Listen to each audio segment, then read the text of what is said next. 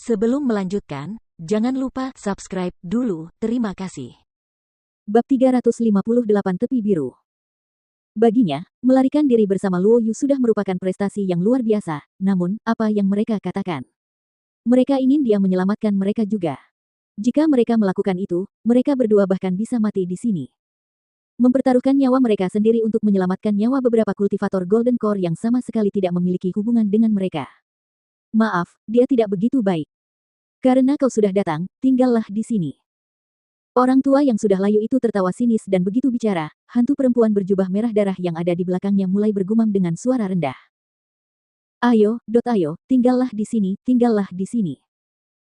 Jubah merah darah itu melayang di udara dan dengan suara desiran, jubah itu menyapu ke arah Feng Jiu dan Luo Yu. Suaranya sangat samar, namun sangat magnetis dan aneh, diselimuti oleh hawa dingin. Feng Jiu menyadari bahwa Luo Yu yang telah menariknya mulai terganggu oleh suara itu. Pada saat itu, dia memukul bagian belakang kepalanya dan berteriak, "Apa yang kamu lakukan melamun? Jika kamu ingin terus linglung, maka kamu bisa tinggal di sini dan menemaninya." Mendesis. Setelah terbangun karena rasa sakit yang tiba-tiba, Luo Yu tersadar dan mendapati dirinya hampir kehilangan jati dirinya lagi. Dia benar-benar takut dan berkata, "Nyonya, itu karena hantu ini terlalu kuat, saya tidak punya pilihan selain mendengarkan suaranya." Ia tidak mau, tetapi entah bagaimana begitu mendengar suara itu, ia benar-benar terpesona dan pikirannya menjadi sangat kacau. Ia telah kehilangan kendali atas pikirannya sendiri. Yah, itu karena hantu itu memiliki sedikit kultivasi, jadi kekuatannya setara dengan seorang kultivator abadi tahap dasar. Tentu saja itu bukan sesuatu yang dapat kau lawan dengan levelmu saat ini. Dia mengatakannya tanpa ragu-ragu sambil melemparkan sebotol obat kepadanya, katanya, gunakan obat ini, dekatkan ke hidungmu dan hirup dalam-dalam. Setelah menghirupnya, obat itu akan merangsang otak dan kamu tidak akan mudah dikendalikan. Begitu dia selesai menjelaskan, dia melepaskannya dan mengangkat tangannya.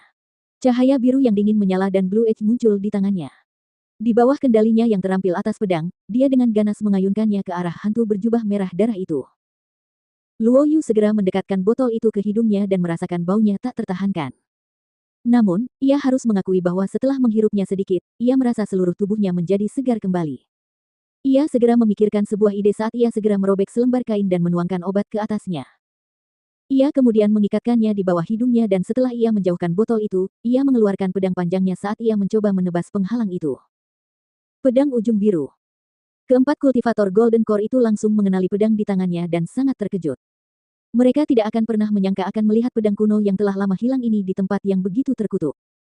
Terlebih lagi, seorang pemuda yang tampaknya berusia sekitar 15 hingga 16 tahun sedang memegangnya.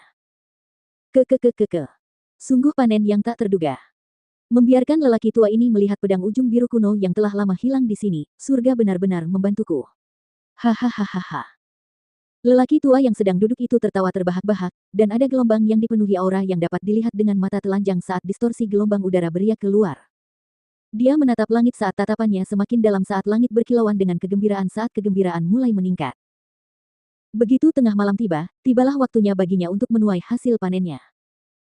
Luo Yu terpental kembali setelah menyerang penghalang itu.